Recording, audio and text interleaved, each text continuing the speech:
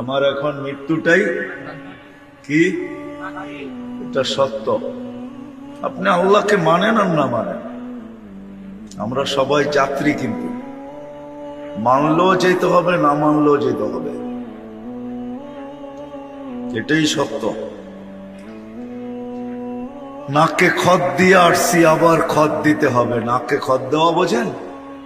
আমরা সবাই সিগনেচার করে আসছি, সিগনেচার।